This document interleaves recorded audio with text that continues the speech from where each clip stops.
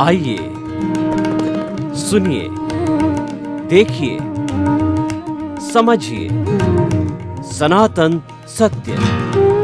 जैसी दृष्टि वैसी सृष्टि, दृष्टि विज्ञान। कुदरत, कुदरती रचना एवं कुदरत के कानून से शाश्वत सुख की प्राप्ति। जोधपुर के परम पूज्य महात्मा उपासक प्रोफेसर डॉक्टर सोहन राज तातेड़ के निर्देशन में सनातन सत्य। जैसी दृष्टि वैसी सृष्टि, दृष्टि विज्ञान।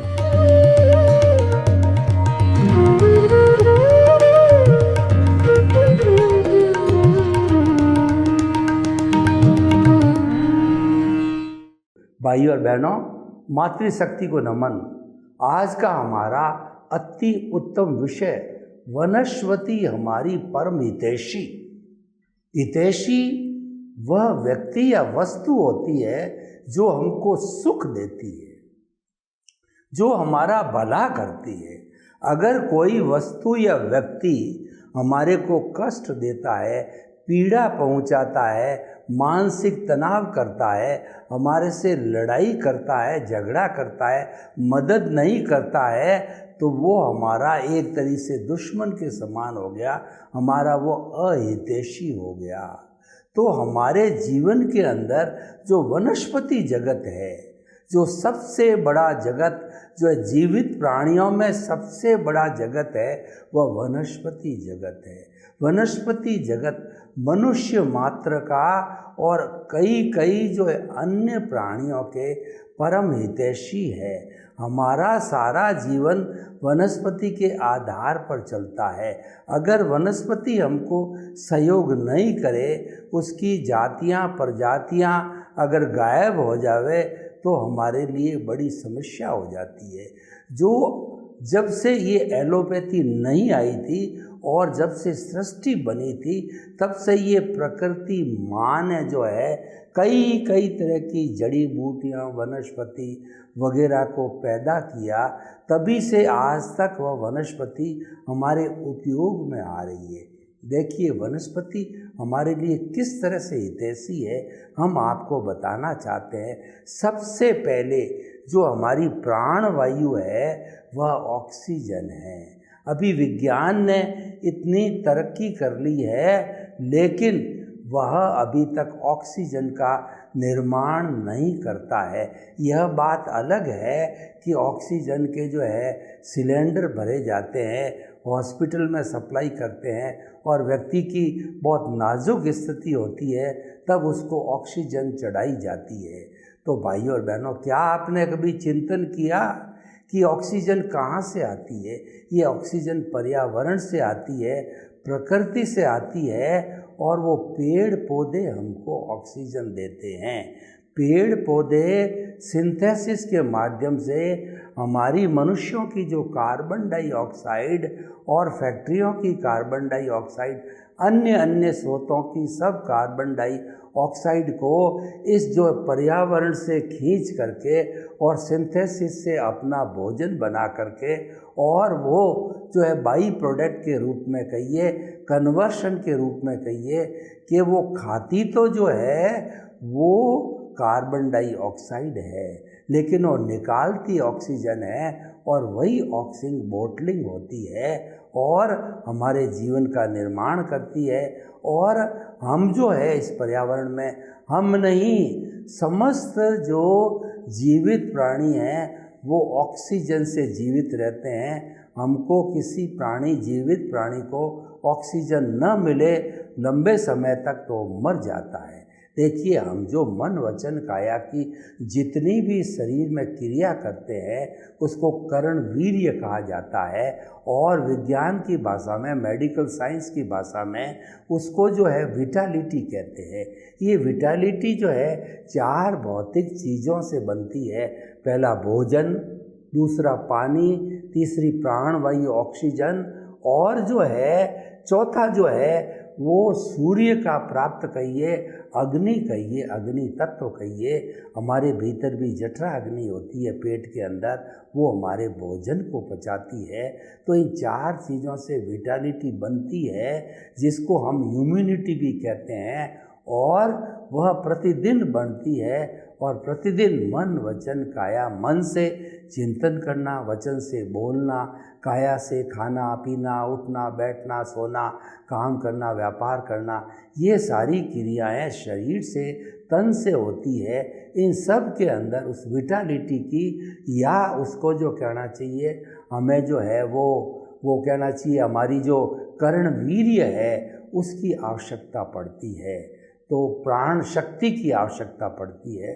तो भाइयों और बहनों, हम आपको ये बताना चाहते हैं कि कितना बड़ा परम हितैषी हमारी जो है ये वनस्पति जगत है। हमारे पास में पैसों के बोरे भरे पड़े हैं और ऑक्सीजन न हो, अंतिम समय में जब आदमी की जो है श्वास लेने की जो है वो प्रक्रिया धीमी हो जाती है, ऑक्सीजन चढ़ाई जाती है और ऑक्सीजन न हो तो वह नोटों से भरे हुए बोरे क्या काम के हैं, उसको तो ऑक्सीजन चाहिए।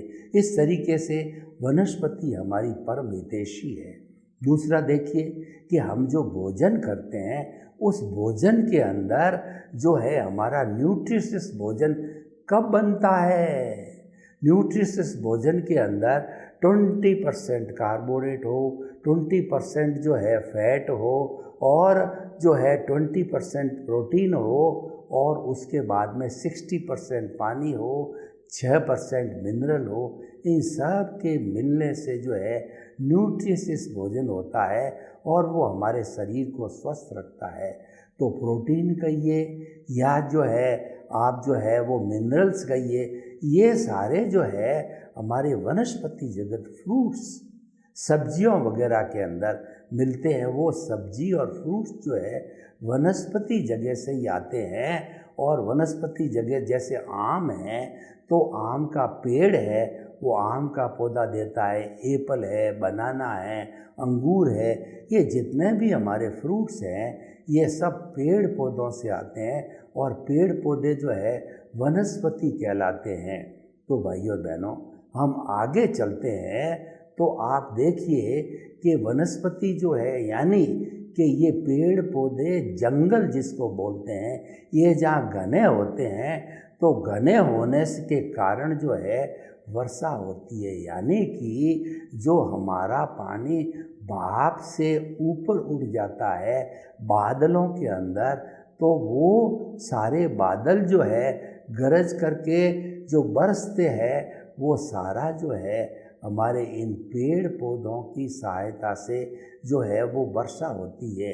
आजकल वनों की बहुत कटाई हो रही है, इसलिए बरसात की कमी हो गई है और बरसात की कम होने से हमारा अंडरग्राउंड पानी का स्टोरेज है, कुएं है और तालाब है, बावड़ियाँ है, वो सारे सूख गए हैं और हमको जो है बाहर का स्रोत कैनाल है, वो कैनाल भी डैम से पानी आता है और डैम में भी मुख्य स्रोत है वो हमारी वर्षा का है। कहने का मतलब पानी चाहे सिंचाई के लिए काम आए, चाहे पानी प्राणियों के पीने के लिए काम आए, तो वो सारा जो हमको प्राप्त होता है वर्षा से प्राप्त होता है। वर्षा के अंदर सबसे मुख्य हेल्पफुल घटक होता है वो जंगल होता है, वो पेड़ पौधे होते हैं, वो वनस्पति होते हैं। जंगल की बेशुमार कटाई है, वो ईंधन को बनाने में, प्लॉट को काटने में, फैक्ट्रियों को खड़ा करने में और अट्टालिकाएं बनाने के अंदर जंगल को काटा जा रहा है। यानी व्यक्ति के अंदर लोभ की प्रवृत्ति बहुत ज़्यादा बढ़ गई है। धन कमाने के लिए वो इस वनस्पति, जो जंगल की वनस्पति हैं, उसको काट रहा है। वनस्पति नहीं, सब जो हमारे जो 5 मूल तत्व हैं जिससे प्रकृति बनी है, जिससे कि कॉस्मोस बना है, सृष्टि बनी है, ब्रह्मांड बना है, पृथ्वी, जल, अग्नि, वायु और आकाश, इन 5 तत्वों से ये हमारी जो नेचर माँ है, प्रकृति माँ है, ये समस्त असंख्य अनंत जीवित प्राणियों जो कि 84 लाख जीवा योनि बर्थ प्लेसेस के अंदर आते हैं, उन सब का भरण पोषण करती है। लेकिन मानव ने अपने जो है, जो कहना चाहिए कि अपने लोभ के कारण वो पृथ्वी का खनन कर रहा है। 10,000 फुट 20,000 फुट तक गहरा पहुंच गया है। पानी, पेट्रोलियम और जो है मिनरल्स आदि निकालने के लिए पृथ्वी का पेट चीरता जा रहा है। आज हमारी पृथ्वी माँ करा रही है, और पृथ्वी माँ जो है हमको कहना चाहिए कि हमको अभिशाप दे रही है कि तुम मेरा इतना दोहन करते हो तो मैं भी तुम्हारा अब कल्याण नहीं करूँगी। तभी वो जो है हमारी पृथ्वी माँ जो है वो तांडव नृत्य करती है, और तांडव नृत्य होने के कारण जो है वो सुनामी आते हैं, अकाल पड़ता है, अतिवृष्टि होती है, अनावृष्टि होती है, भूकंप आते हैं, चक्रवात आते हैं। ये सब माँ का प्रकोप है। महामारियाँ आती है, ये सब माँ का प्रकोप है, क्योंकि व्यक्ति ने लोभ के और तृष्णा के वशीभूत होकर के माँ को बहुत परेशान करना चालू किया, और पृथ्वी माँ को इतना गंदा, उनके जो भी विसर्जन तत्व को जो है वो डाल करके इतना गंदा कर दिया। और उसके अलावा जो यूज्ड मटेरियल है वो समुद्रों में फेंक करके, पृथ्वी पर फेंक करके पृथ्वी को गंदा किया है। इस तरीके से हमारा पृथ्वी जो तत्व है, जो कि हमारा प्राण तत्व है, और उस पृथ्वी के ऊपर ही सारी वनस्पतियाँ जो हमारी हितैषी है वो उगती है। और समस्त जो है हमारा फूड ग्रेन्स, फ्रूट कहिए, जितना भी हमारा भोजन है वो पृथ्वी पर से जो है वनस्पतियों के माध्यम से, पेड़ पौधों के माध्यम से प्राप्त होता है। यानी आज पूरा पर्यावरण दूषित हो गया है। जल की बात करें तो बड़े बड़े जो कारखाने जो मिनरल्स जो है वगैरह बनाते हैं और रंगाई छपाई का काम करते हैं और चमड़े वगैरह काम करते हैं, वो सारा दूषित पानी जो है उन्होंने तालाबों के अंदर छोड़ दिया, नदियों के अंदर छोड़ दिया, नहरों के अंदर छोड़ दिया, और जो है गड्ढों में खोद दिया। तो वो सारा गंदा पानी जो कि कहना चाहिए कि जहर से भरे हुए उसमें एलिमेंट है, वो सारा परकोलेट होकर के ज़मीन में जाता है, और ज़मीन के नीचे कहिए या नहरों में कहिए, जो हमारे पीने का पानी है वो सारा दूषित हो गया है। आज दूषित पानी पीने से पूरे वर्ल्ड के अंदर करोड़ों लोगों की प्रतिवर्ष मृत्यु होती है, लेकिन ये सब मानव करने वाला है। देखिए, मानव ने जितना हमारे सृष्टि का दोहन किया है, सृष्टि माँ को, नेचर माँ को कष्ट दिया है, उतना कोई भी प्राणी कष्ट नहीं देता है। क्योंकि जो अन्य प्राणी हैं उनकी आहार संज्ञा वगैरह जो उनकी आवश्यकता है, वो दिन में एक बार भोजन करते हैं और बड़े बड़े मकान नहीं बनाते हैं, और वो तो पृथ्वी पर कहीं पर भी सो जाते हैं। पेड़ पौधे, पशु पक्षी इत्यादि, उनके लिए कोई घरों की या पृथ्वी को फोड़ने की आवश्यकता नहीं होती है। वो तो नेचुरल वे के अंदर जो है नेचर माँ, आकाश जो है पिता है, और जो धरती माता है उसका आसरा लेकर के सो जाते हैं। तो भाइयों और बहनों, सबसे ज़्यादा नुकसान करने वाला मानव है।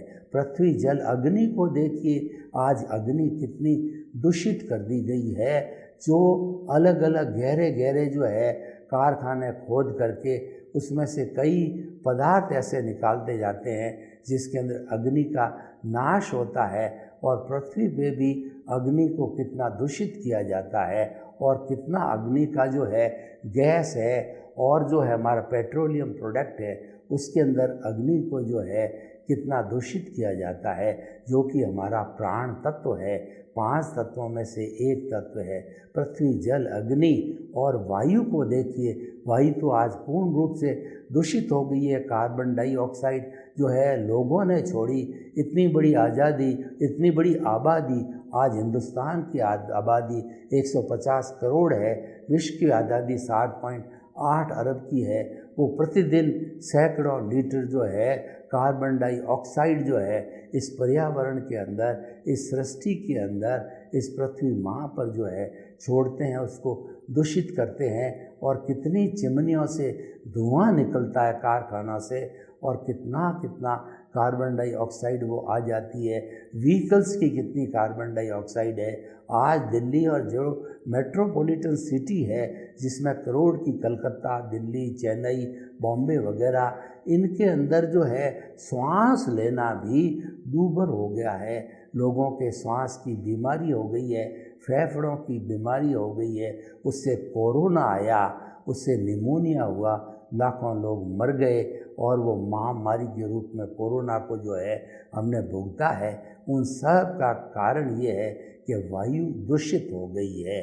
तो भाई और बहनों, पृथ्वी, जल, अग्नि, वायु और आकाश, जब ये सारे गंदे पदार्थ जो है आकाश में छोड़े जाते हैं, कार्बन डाइऑक्साइड है या अन्य अन्य सिंथेटिक पदार्थ है, दूषित पदार्थ है, छोड़े जाते हैं, तो आकाश जिसके अंदर हम अवगाहना लेते हैं, जिसके अंदर हम खड़े रहते हैं, जिसमें हम घूमने जाते हैं, जिससे हम प्राण वायु ऑक्सीजन लेते हैं, वह खुद अशुद्ध है।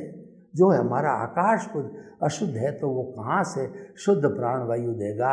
वहाँ पर सबसे ज़्यादा कार्बन डाइऑक्साइड की मात्रा बढ़ गई है, अन्य नाइट्रोजन इत्यादि गैसें भी बढ़ी है। तो भाइयों और बहनों, हम कहना चाहते हैं कि ये अन्य जीव पशु पक्षी है, ये तो हमारे हितैषी है, ये नेचर माँ के हितैषी है, और नेचर के नियमों का, प्राकृतिक नियमों का उल्लंघन नहीं करते हैं। उनका सिर्फ जो है रोटी और कपड़ा तो पहनते नहीं हैं। भोजन की जो उनकी संज्ञा है वो केवल उपयोग दिन में एक बार करते हैं। और कोई भी जानवर, चाहे मांसाहारी हो चाहे शाकाहारी जानवर हो, तो वो जो है वो दिन में एक बार भोजन करने के बाद में दूसरी बार भोजन नहीं लेता है। गाय भैंस वगैरह जितना भोजन करके और दिन भर उसको पचाने के लिए उसकी उगाली करते रहते हैं, दूसरी बार जब तक पेट भरा हुआ होता है भोजन नहीं लेता है। पर इंसान तो ये है कि पेट भरा हुआ है और स्वादिष्ट वस्तु आ गई है तो उसको खाता रहता है, वो 24 घंटे खाता रहता है। तो भाइयों और बहनों, हम आपको बताना चाहते हैं कि जो वनस्पति है हमारे प्राणी जगत की जो है बहुत बड़ी हितैषी है, और मानव जाति की तो वो परम हितैषी है। और देखिए, हमारे भोजन के अंदर जो सब्जी की और फ्रूट्स की जो है मात्रा हमको अधिक लेनी पड़ती है न्यूट्रिशियस बनाने के लिए, उसके अंदर सारा वनस्पति का प्रयोग किया जाता है। जो हमारी सब्जी वगैरह है वो सब हमको वनस्पति से मिलता है, फ्रूट्स वगैरह वनस्पति से मिलता है। और शाकाहारी लोग जो है अधिक इस प्रकार से वो वनस्पति का उपयोग करते हैं, फ्रूट्स का उपयोग करते हैं। तो जो हमारी वनस्पति जगत कितना बड़ा परम हितैषी हो गया है। तो भाइयों और बहनों, हम आपको बताना चाहते हैं कि वनस्पति जगत के अंदर कितनी कितनी जड़ी बूटियाँ हैं। हमारे चरक जैसे जो है महान जो है वो ऋषि हुए, पतंजलि, चरक वगैरह, तो ये लोग जो है वो वनस्पति जगत में उनको मालूम हो जाता कि ये उपयोगी पौधा है या ये उपयोगी पेड़ है, इसकी पत्ती काम आ सकती है, फ्रूट काम आ सकता है, गुठली काम आ सकती है, इसके बीज काम आ सकते हैं, इसके फूल काम आ सकते हैं। तो उसके सामने खड़े होकर के वो ध्यान करते, हे पौधे भगवान, आप मुझे आपके गुणों को बताओ, मैं आपके गुण लेकर के जगत कल्याण करना चाहता हूँ, लोगों के स्वास्थ्य के बारे में भला करना चाहता हूँ, मुझे इस परमार्थ के मार्ग के अंदर सहयोग दीजिए। ये मेरे व्यक्तिगत लाभ के लिए नहीं कर रहा हूँ, ये लोगों की भलाई के लिए कर रहा हूँ। तो वो पौधा कहिए, वो पेड़ कहिए, वो स्वयं बोलने लग जाता है और अपने गुण बताने लग जाता है। ये जो है टेलीपैथी कहलाती है, ये आत्मा से आत्मा का संवाद कहलाता है, ये स्पर्श कहलाता है। तो क्योंकि जो हमारी वनस्पति है उसमें भी वही आत्मा है जो हमारे में है, राम में, कृष्ण में, महावीर के अंदर है। और वो 84 लाख जीवा योनि के जीवित प्राणियों के अंदर वही परमात्मा है, वही ईश्वर है, वही आत्मा है। तो टेलीपैथी के माध्यम से वो पौधा या पेड़ अपने गुण होते हैं वो तुरंत बता देते हैं। ऐसे महाशय जो कि इसकी कल्पना करते हैं, इनसे बातचीत करते हैं।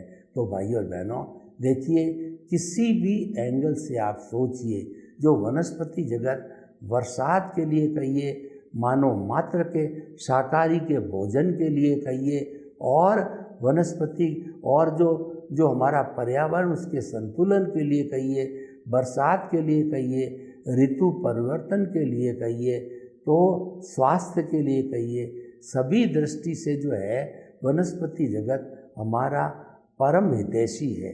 अब देखिए, जैन धर्म की हम बात बताना चाहते हैं, तो जैन धर्म के जितने तीर्थंकर हुए हैं, उन्होंने षट जीव निकाय की कल्पना की, जो कि विश्व के अंदर अद्भुत है। किसी भी धर्म दर्शन ने षट जीव निकाय की कल्पना कहिए, उसका आदर्श प्रस्तुत नहीं किया है। केवल जैन दर्शन ने कहा है कि पृथ्वी काय, अप काय, तेजस काय, वायु काय, वनस्पति काय और तृष काय, ये 6 जो है जीवों की कैटेगरी होती है। पृथ्वी काय का अर्थ होता है कि पृथ्वी पूरी स्वयं अपने आप में एक जीव है। जब तक उसको फोड़ा नहीं जाता है चट्टान रूप के अंदर, वह एक काय है जो कि असंख्य जो है, अनंत जो है, जो निगोद के जीव है, उनका आसरा है, उनका जो है वो घर है, उनकी वो काया है। और जब उसको फोड़ा जाता है तो एक मिट्टी की डली के अंदर असंख्य निगोद के जीव है, सब मर जाते हैं। तो इस पृथ्वी काय को जो है उन्होंने, वैज्ञानिक लोगों ने कहिए और हमारे तीर्थंकरों ने कहिए, हमारे आचार्यों ने कहिए, उन्होंने जो है इसको एक पूरा जो है उसके अंदर आत्मा का निवास बताया है। और अपकाय मतलब पानी, और वैज्ञानिक लोग कहते हैं कि उन्होंने एक्सपेरिमेंट किए कि पानी की एक बूंद के अंदर 34,000 निगोद के जीव है। क्योंकि ये पृथ्वी काय, अपकाय इत्यादि है, वो एक ही पूरा जीव है। तो पूरा जीव एक ही होने के कारण जो है वह जो है अनंत और जो असंख्य जो है जीवों का आधार बनता है। पृथ्वी काय, अपकाय, तेजस काय। तेजस काय जो अग्नि है हमारी, चाहे वह खान के अंदर अग्नि जलती हो, बाहर जलती हो, तो उसके अंदर असंख्य जो है चेतनामय जीवों का सहारा जीवन होता है, अस्तित्व होता है। तो पृथ्वी काय, अपकाय, तेजस काय, वायु के अंदर थेफेक्स नाम के जो है वो परमाणु रहते हैं, और वो परमाणु जो है थेफेक्स नाम के जो वायरस रहते हैं, तो उन वायरस से जो है ये वायु फैलती है, और वो वायु जो है फैल करके और वो हमारे तक जो है प्राण वायु के रूप में आती है। पृथ्वी काय, अपकाय, तेजस काय, वायु काय और वनस्पति काय जिसकी हम चर्चा कर रहे हैं, ये वनस्पति जो है वह पूरी जो है वो अपने आप के अंदर सबसे बड़ी जो है एक काया का रूप है। ये जीवित प्राणियों का बहुत बड़ा भंडार है। पृथ्वी काय, अपकाय, तेजस काय, वायु काय, वनस्पति काय और तृष काय के अंदर ये तो सारे जीव इतने थे, वो एकेंद्रिय थे, और बाकी के जो जीव है तृष काय में द्वेंद्रिय, त्रिएंद्रिय, चतुरेंद्रिय और पंचेंद्रिय रूप के अंदर जो अलग अलग इंद्रियों वाले होते हैं, और पृथ्वी काय, अपकाय, तेजस काय, वायु काय जो है वह, और वनस्पति काय वो तो एक जीवी होती है और एक इंद्रिय वाले होते हैं। उनके स्पर्श इंद्रिय होती है, 2 इंद्रिय वाले स्पर्श दर्शन होता है, 3 इंद्रियों वाले स्पर्श दर्शन ग्रहण होता है, और 4 इंद्रियों वालों के स्पर्श दर्शन ग्रहण चक्षु होता है, और 5 इंद्रियों वाले स्पर्श दर्शन ग्रहण चक्षु श्रोतेंद्रिय होती है। तो इस तरीके से सारा वो तृष काय कहलाता है। ये सारा जो है हमारा ये कहना चाहिए सृष्टि है, ये हमारा तत्व है। तो भाई और बहनों, हम ये कहना चाहते हैं कि वनस्पति जगत पूरा हमारा परम हितैषी है। सर्वे भवन्तु सुखिनः, सर्वे सन्तु निरामया। लोग के जीवों को सुख मिले, शांति मिले, आनंद मिले और सभी धीरे धीरे हम शाश्वत सुख को प्राप्त हों। आपके प्रति मंगल।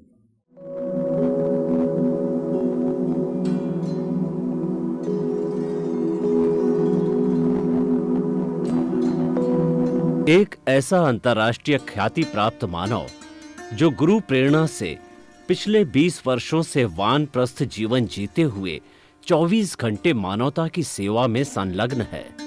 एक ऐसा मानव जो अभी राष्ट्रीय, अंतर्राष्ट्रीय टीवी चैनलों पर 7,500 एपिसोड के माध्यम से सनातन सत्य, आत्मविज्ञान एवं पुनरुत्थान, व्यवहार एवं निश्चय जगत के जीवनोपयोगी विषयों पर हृदय स्पर्शी प्रवचन कर चुका है। उस मानव का नाम है महात्मा उपासक प्रोफेसर डॉक्टर सोहन राज तातेड़। प्रोफेसर तातेड़ द्वारा योग, दर्शन, शिक्षा विषयों पर रचित पीएचडी स्तर के 250 शोध ग्रंथ भारत के 100 प्रतिष्ठित विश्वविद्यालयों में शोधार्थी पढ़ रहे हैं तथा वे सभी शोध ग्रंथ वहां की सेंट्रल लाइब्रेरियों में उपलब्ध हैं। महात्मा सोहन राज ने अभी तक हजारों स्कूलों, कॉलेजों, विश्वविद्यालयों एवं संस्थाओं में सेमिनार, वर्कशॉप, कैंप लगाकर लाखों विद्यार्थियों को योग, दर्शन, शिक्षा का प्रशिक्षण देकर उन्हें सुसंस्कारित किया। डॉक्टर तातेड़ ने भारतीय संस्कृति उत्थान के 4000 से अधिक समसामयिक विषयों पर आर्टिकल लिखकर ऑनलाइन जर्नल, पत्रिकाओं, वेबसाइट्स पर प्रकाशित किया, जिसका उपयोग लाखों पाठक कर रहे हैं। उपासक तातेड़ के 5000 से अधिक आज का सुविचार, आज का शुभ संदेश, आज का मंगल भावना योग आदि चिंतन websites, Twitter, blogger, Facebook, YouTube माध्यमों से लाखों लोग अपना जीवन निर्माण कर रहे हैं। मानवता के मसीहा ऐसे महामानव महात्मा सोहन राज तातेड़ के प्रोफाइल को अभी तक विश्व के 20 लाख दर्शक यूट्यूब पर, 12 लाख गूगल पर एवं लाखों दर्शक फेसबुक, ब्लॉगर, ट्विटर और इंस्टाग्राम पर देख चुके हैं।